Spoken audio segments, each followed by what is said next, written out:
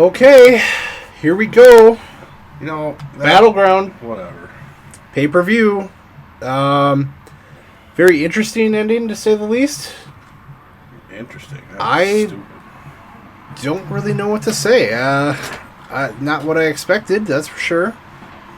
Chris the Dog, yeah, that ending was god awful. He says, "Yeah, we'll get to that ending. I guess we might as well start from the top, huh?"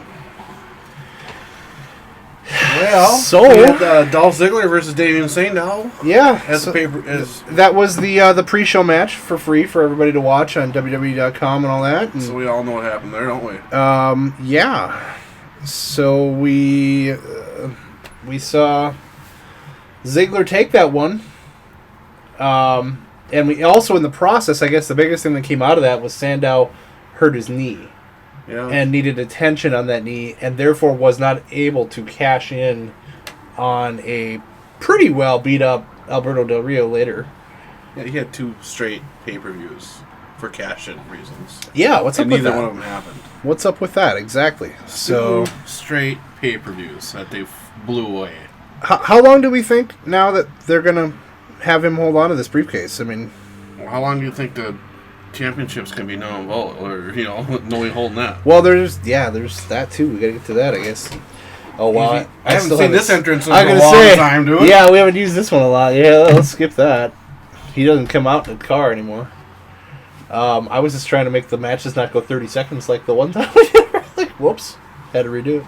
So, and we'll get RVD coming down here in a second. But yeah, so. Hey, Drew McIntyre, how's it going? Yeah, Drew McIntyre. You didn't have anything going on tonight. Yeah, what's up? Where was 3MB? You didn't even get a pre-show match. Here comes RVD. I don't look like RVD. Well, it's a call. It's a made-up one. They still don't want to put him in the game. He's not going to be in the 2K14 roster unless it's DLC. So, yeah. So you're right, bud. They wasted about 3 hours. I was thinking the same thing, dude. Just wasted, yeah. Yeah. Yeah, not only that, they put us through a delay with a... blackout. Obviously, they can't help a blackout, but I mean... I was going with the Triple H was stopping the whole show, and when the cameras came back on... You had Tubby Emu bought into that theory for a second there. Randy Orton was a whole championship. And he actually went and ran with that on Twitter for a second there. He's like, oh my god, Triple H hijacked the pay-per-view. No, but anyway, yeah, the second half. Wow, We'll get to reactions here. Okay, so yeah, you had the pre-show. You had Ziggler winning and nothing eventful coming there. So you pretty much knew at that point there was not going to be a cash-in. So we move on to the main show. And why in the world did they put one of the best matches first? I will never understand that. Was probably the best match of the night, I think. I really would have liked to have seen that, probably second to last, or maybe right before the Punk match. Or, at least, don't put that one right off the bat. Come on. So anyway, we're talking about Rob Van Dam versus Alberto Del Rio for the World Heavyweight Championship, and once again, it goes to Alberto Del Rio. This was a hardcore rules match. You had trash cans. You had ladders. Do you love it when with buckets? When Van Dam was down, he was actually holding the chair. Yeah. He set that up real nice for him, didn't he? Yeah. He nicely folded his arm right up in that chair, and then folded the chair up and held it right there for Alberto Del Rio to smash on it repeatedly, and then he had to tap. So, but yeah, like I said, that was probably the best match of the night. Yeah. It's always entertaining to watch RVD fly around, and that there was no shortage of that in this match. He really he is. How much I don't like Del Rio. He can wrestle though. Yeah, he definitely can wrestle, and I guess he is what he's supposed to be. He's a decent heel, yes, and he's holding that spot down. I don't know. I'm ready for him to not be heavyweight champion anymore. I think it's long overdue, and I wouldn't mind it being Rob Van Dam, but who is it though? Yeah, really, who is going to go after him? Well, and the thing I totally didn't understand is how we had the big, he won it on a SmackDown, which was weird as hell, and then everybody knew about it before it happened, because of the taping, and then Ziggler goes and cashes in on him. And Ziggler has it, what, like 3 weeks or something like that? Yeah. Yeah, I don't know. I would have preferred them to have run with Ziggler myself, but that's not how it is. It's been Del Rio for quite a while now. And then the next one, they just threw in some stupid tag team match. Yeah, and I guess I should have seen that coming because about a half hour before the pay-per-view, I did see a tweet from Cesaro saying that he was going to try to swing the giant. He said, well, and he did. And he did. Oh, like he did. So I honestly think the only reason that match existed was for Cesaro to swing Khali around the ring, and he did just that. Which we're talking about the Real Americans versus Santino. Yeah. So if you didn't see that one Khali added to the card, we didn't see that coming either. Real Americans take on Santino Marella and Great Khali, and it wasn't a whole lot going on there. You had Hornswoggle with his little mini Cobra, and that got torn off by Swagger, and I don't know, just as much probably happening out of the ring as in that one, and then... Like I said, the only reason they had it for that, it was for that move. Exactly, and it's like, watching Khali wrestle is painful. Just well, you know what really surprised you? I can't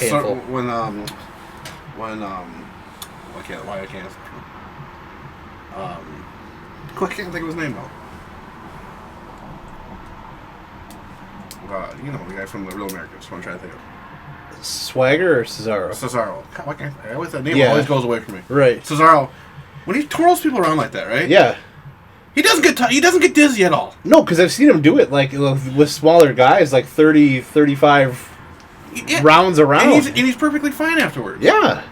The hell was he used to be a ballerina guy or what? Well, it's insane. I mean, it's a skill set for sure. I mean, it's a pretty good gimmick, but I mean, I guess I kind of feel bad because like I look at Cesaro as like a really good. I mean, he's a really good technical wrestler. Yeah. And then you put him in the ring with someone like Khali. I mean, it's just Khali's horrible. It's beneath him. I mean, he can slap you. I mean, that's pretty much what Khali he does. should not be in the WWE. That guy is horrible. It's pretty brutal to watch him. So anyway, but it was interesting watching the slow-mo replays of Khali being whipped around, and all I kept thinking is, please don't lose your pants. I mean, I always think that guy's gonna lose his pants. It's just like, oh, come on now, we don't need to see that. So yeah. So we can move on to the next one. We got Curtis Axel versus R-Truth, Intercontinental Champion. Yep. And what's up? R-Truth is back in the picture. Yeah, what's up with that? Exactly, right? Yeah, that match was... some parts was okay, but, most of it I didn't care for. I really have to say I lost interest during that match. I probably have an image of about half of it in my mind right now. I can't really... I don't even remember how it ended. I don't either. I think I looked around. I'm like, that was the one where I looked at you. I'm like, oh, how did that end? Because I saw. Your wife was here. I forgot yeah, about exactly. This. I was just really distracted during that match. There was nothing really holding my attention. So I mean, I really don't. That one, could have not even been in there for all I care. But other than you're defending a belt, but Curtis Axel wins, and score one for a Paul Heyman guy. So we got AJ versus Brie. Which was a decent match. As a Divas Championship goes, it was decent. I don't understand the Tamika thing. Yeah, I could have done without Tamika being there, although that did factor into the... She's the bodyguard, I guess? Yeah, and it did factor into the result, too, because she went after Nikki, who was ringside. She was strangling her to death. That distracted... By the way, I said it, too, like, later on in the night, but I mean, like, how many matches did we have to have end by somebody distracting them out in the ring and then, somebody being blindsided from the back? It's like, okay, we got it. But that's exactly how the Divas match ended. Nikki was being beaten down outside the ring. Brie got a look at that, turned around, and AJ got her when she wasn't looking. So AJ retains her title. I have no problem with AJ Lee being champion, but it is getting a little old at this point. Getting way too old. Yeah. But I guess we've made it a point that she wants to take out each one of the Total Divas one by one, so I suppose that's what we're doing. I don't know. I don't know. I haven't figured it out. Well, your next match was Cody Rhodes and Dustin Rhodes. Yeah. Versus the Shield. This was probably the biggest spectacle of the night. I mean, like, it was by... It was a good match. It was definitely not the best match. I mean, wrestling-wise. But it was interesting. It was. Well, you got the Shield. They don't wrestle. They fight. They spear. And I don't mind that either. I mean, I don't mind Roman. All he does is a powerhouse. I don't think he knows how to wrestle. I don't mind the way Shield goes. I mean, they're good at what they do. Seth can wrestle, and so can Dean. I just enjoy watching Dean's facial expressions. I say it every time. I think he's probably the best of all of them. Yeah. So that one went back and forth, and of course, Dusty is at ringside there with Goldust and with Cody. So you got the whole Rhodes family dynasty, and went back and forth. Looked like the Shield was gonna win, like you would expect, and then it got a little crazy outside the ring. We got to see the bionic elbow tonight, guys. Dusty took off his belt. If nobody was around to ever see Dusty in his bionic elbow, you just saw it. You lit up when that happened. That was I know there were a lot of the old timers and the announcers that loved that one too. So yeah, so he takes off his belt and he gives him the bionic elbow, and he chases him whipping his belt down the back up the ramp, and Roman was gonna go get him. Yeah, and then Goldust comes and takes him out. Took care of him, and I guess it was Cody who actually ended the match then. Yep, he hit him with his crossroads. That was pretty nice, and so as a result, the Rhodes brothers are back in WWE. They both have contracts now. Well, it's going to be interesting to see what happens, because you remember during the commentary, like, these two brothers really don't like each other. Yeah. But they're just doing to get this. So what did that have to mean? Do you think this is going to be Rhodes on Rhodes later on? They've always wanted that match. Yeah. They've always wanted to see that match, so maybe it will be. So now that they're both in there, they'll kind of both do their own thing, and then eventually maybe meet up at some point. Maybe they'll go after tag team champions. They could be. No, I am the tag team champions. I'm missing Team Hell No already. Next match, you had Wyatt versus Kofi. This was another one that I just... Who cares? And that weird crab walk he was doing, or what the fuck that was doing. Okay, so Bray Wyatt wins. You would notice this is the first match, I believe, that he's won without any outside interference from the family. So I guess in that regard it was a little different, but yeah, I don't know. I just still have not wholly embraced the Wyatt family as as much as I'm cool with the Shield and what they do. I haven't really bought into the Wyatt family yet. I think the Shield and the Wyatt family just need to go at it. Well, don't you think that's what they're eventually leading to? No? No. I really never know what they... This is no different than watching... You used to watch in the older ones where they had Raven. Yeah. They had the Raven's flock. Yeah. And this is the exact same thing as the Raven's flock was back in WCW.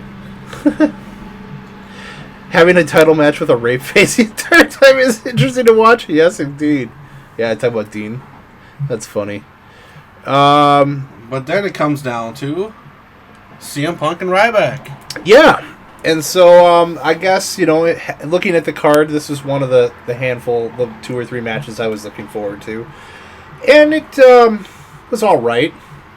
I like to comment on Twitter. Yeah, I thought that was probably one of the worst CM Punk matches you've ever seen. Well, he had to carry Ryback. And that's the problem. I kind of agree with him. I think that was really not that great of a match overall. Don't you think that's probably the single biggest problem is that he had to make Ryback, try to make Ryback look good? I mean, because you had the "you can't wrestle" chants the whole time and the Goldberg chants going on. I mean, CM Punk usually has just ultimate matches, and that wasn't one of them. Yeah. You need somebody who has the same ability he does. RVD just totally missed there. They went flying 2 feet beyond him. But yeah, I'll agree. It was not one of the better CM Punk matches. CM Punk have a match. Daniel Bryan and him would have a great match, I think. Oh yeah, or him. When he and Jericho get in it. There's many instances of great. It just shows that Ryback he can't wrestle. He's exactly. So the crowd was right on with the "you can't wrestle" chants, but. You know what? You totally forgot. We forgot to tell them our favorite moment of the whole night. Khali counting out the 1, 2, 3 count. Yeah, jeez. Oh my god! As he's pinned. He's pinned. Counting out loud. 1, 2, 3. I'm like, what the hell? He's counting, dude. What the? Oh my god, that was sick. I'm like, oh, that's so hard. I'm gonna have to replay that just to see that part. That was insane. So, okay, so did we get to the result of the Punk match? I don't think we. Yeah, CM Punk obviously wins it. Punk wins, but it was kind of interesting how it happened. Kick the dude in the nuts. Right, but leading up to that, Paul Heyman's ringside, and while the ref is preoccupied with Ryback and Punk, he goes under the ring and finds a kendo stick, and he's about ready to whack away at Punk with it when the ref turns around and sees him, catches him red-handed, and so he's holding up the kendo stick like, I didn't do anything, and right then Punk goes with the kick to the nuts and drops Ryback, and it's a 1-2-3, and he's done. So I mean that was pretty cool. Here, let's hey, we got RVD winning. I wish I would have really actually happened. So I'm gonna go ahead and put on the championship match as we go talking to the next one. So yeah, it was. I liked the result. I liked how that ended, but the match itself was, like you said, there's been much better CM Punk matches, and I think I attribute that more Curtis to Axel who he. would have given a better match. I really believe. I think pretty much anybody on the roster except for Kali would have given him a better match. Horrible. How was that guy on the roster, doesn't dude? it just bother you so much? That guy is just fucking. I mean, horrible. I understand he's a novelty, he's a freak, he's a giant and everything, but I mean, come on, at least Big Show can move around. They need to get Mark Henry back in this thing. Yeah. I mean, oh my god. So let's do. I'm gonna set up. All right, guys. So your what am I final setting match of the evening, which I'm setting up right now. Goatface versus Randy Orton. And it's a typical Daniel Bryan Randy Orton match you've seen 3 freaking times in a row. Which haven't been bad. I mean, they've been good. It's just we've seen it. We've seen it a couple times, 2-3 times now, and I think I'm ready to see something else. We gotta see something else, and sadly, you might see Triple Threat. Oh, you think? Oh, well, yeah. I mean, because we're still vacant now, obviously. Well, we'll get to that in a second. But yeah, let's get this fight going so I'm not preoccupied. Okay. I mean, like I say, it's typical. It'll go back and forth. I mean, Daniel Bryan did take him outside a few times, and he actually dominated outside the ring on him. Mm-hmm. Oh yeah, and he had his classic moments where he ran corner to corner. The thing I didn't understand, and I was even looking at Nada's like, the referee comes on, yells at Daniel Bryan, when he's counting 7, then 8, and Daniel Bryan runs back in the ring, and he runs right back out before he counts 10 on Randy Orton. I'm like, why didn't he just let him go? Because he won. But they said right after that again that he had to win in the ring. Because remember when it's a vacant title. If you win, you win. That's what I don't understand. Yeah, I'm not sure, but I mean, like even the refs were saying that. So I'm like he had to get him in the ring. So because he brought him back in. I just found it so funny. The ref got right to Daniel Bryan and said 7. Yeah. I mean, but it was like he's like whoa. So yeah, so it was a good match, but like we said, we've seen it. We've seen it. Well, that's my biggest complaint. Even this year's the 2K14 model on Daniel Bryan, he's got a better beard, but it's still not long enough. And I think the biggest problem is he doesn't have the shaggy hair. Yeah. He needs the shaggy hair and the beard. Anyway, that's just my complaint on the character model on Daniel Bryan there. But so it goes. It goes back and forth as these two always have. In the middle of the night of the pay-per-view, all of a sudden they go backstage with Brad Maddox on the phone with Triple H and Stephanie. Said, right. Yeah, we had to leave. Yeah, for a meeting. Yeah, so both Triple H and Stephanie McMahon are gone. Who schedules an important meeting during a pay-per-view? That's such BS. So who buys into that? They say you got to take care of business. Right. And then he tries to get Vicky to help him, and Vicky does her awful laugh in his face and says, "Nope, it's your problem." And so.